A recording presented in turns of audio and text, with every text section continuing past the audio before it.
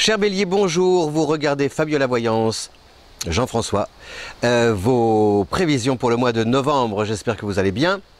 Voilà, l'automne est là.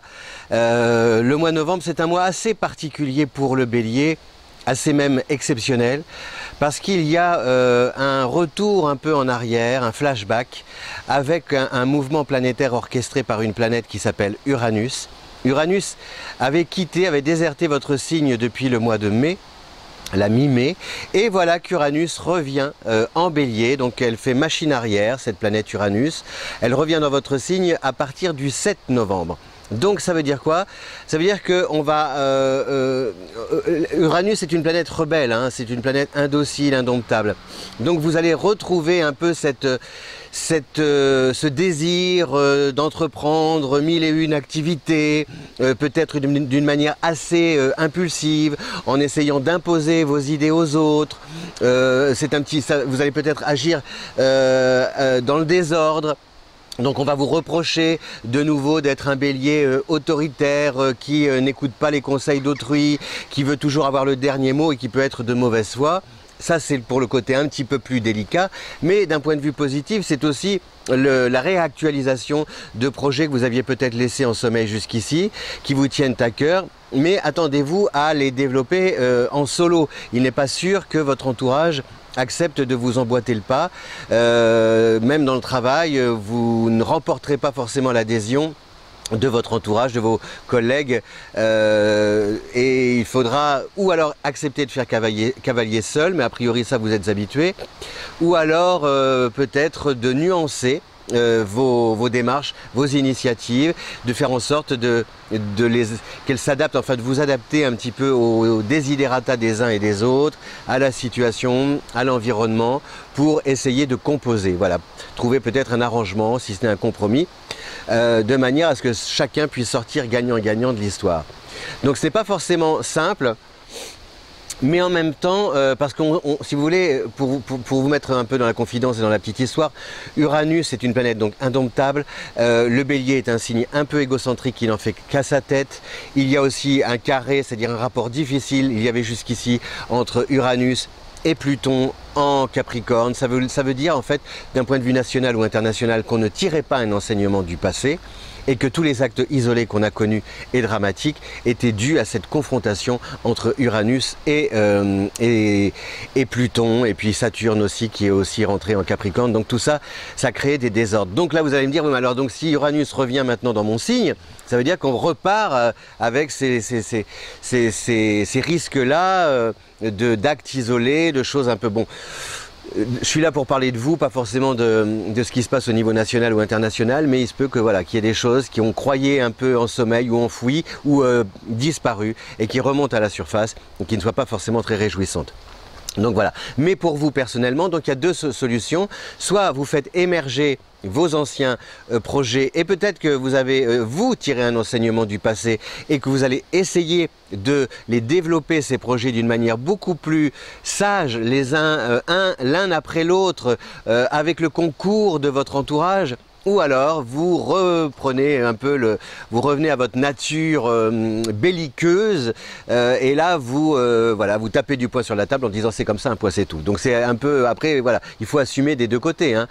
Si vous décidez d'agir en solo, bon ne vous attendez pas à faire l'unanimité et à ce que votre cote de popularité soit à la hausse. Soit en hausse, donc au plus haut, voilà, pardon. Qu'est-ce qu'on a donc comme planète? On a donc le Soleil qui va arriver en Sagittaire à partir du 23. On a Mercure qui entre en Sagittaire aussi, enfin qui est là tout le mois en Sagittaire et qui est rétrograde à partir du 18. Donc Mercure en Sagittaire, c'est bien, c'est lié aussi au déplacement.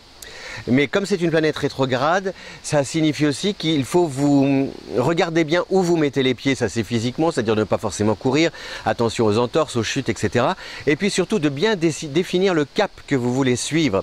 Voilà, parce que Mercure, c'est la planète de la curiosité, de la découverte, de la communication, mais rétrograde, ça veut dire que c'est pareil, il faut un peu d'abord vous pencher sur la carte que vous allez comme ça dessiner et le plan que vous allez tracer et avec la boussole à la main, en sachant justement vers quel est l'objectif que vous voulez atteindre et quelle destination aussi vous souhaitez, à quelle destination vous voulez arriver. Voilà, d'où je pars, où je vais et comment j'y vais. Voilà, c'est un peu le mot d'ordre de cette année, de ce mois de novembre. On a Vénus qui est en Verseau et en Balance, pardon, Vénus en Balance. Ça, c'est très bien parce que ça veut dire que même si le groupe ne vous suit pas, il y a une personne au moins qui peut, et surtout à partir du 17 quand Vénus va aller de l'avant, une personne en particulier peut vous soutenir. Ça peut être votre hiérarchie, ça peut être votre conjoint, ça peut être un proche. En tout cas, c'est bien parce que ça vous rassure quant au fait que vous avez peut-être raison de suivre votre instinct et d'aller dans cette direction malgré l'opposition des uns et des autres. Il y en a un en tout cas qui vous suit et qui peut peut-être exercer un rôle influent pour vous permettre d'atteindre votre objectif. Et puis on a Mars en Verseau, ça aussi c'est super parce qu'il y a cet enthousiasme, cette volonté de vouloir faire avancer la machine. Donc au bout du compte, les événements finissent par vous donner raison. En fait, dans le fond, vous avez à 100% raison. Vous avez 100% raison de suivre votre voie et de développer tel projet. Après, c'est la forme. Voilà. Ce retour d'Uranus, c'est un petit peu genre je mets les pieds dans le plat, c'est comme ci, c'est comme ça, un point c'est tout. On ne peut pas en discuter. Et si justement, essayez de nuancer, de faire en sorte qu'on puisse en discuter, et vous verrez, le courant passera beaucoup mieux avec votre entourage. Et donc on a aussi Jupiter surtout qui va quitter le Scorpion à partir du 8 pour entrer en Sagittaire le 9. Donc ça c'est tout bénef aussi pour le Bélier parce que ça donne de l'élan, mais même géographiquement, hein. Si vous vouliez déménager, si vous espérez, je sais pas, vous avez fait une demande de logement, une mutation, prévu de partir peut-être à l'étranger, les histoires de visa, de papier, d'écriture, les langues étrangères, la culture, l'initiative au bureau pour des projets un petit peu qui peuvent se diffuser, s'étendre sur le réseau, internet, etc. Ça c'est très positif à partir du 9. Voilà cher Bélier, donc c'est un mois, je regarde mes petites fiches, un mois sympa, surtout donc essayez d'arrondir les angles et tout se passera pour le mieux. Je vous souhaite un beau mois de novembre et je vous retrouve bientôt. Merci de diffuser cette vidéo sur les réseaux sociaux si le cœur vous en dit. Merci, ciao.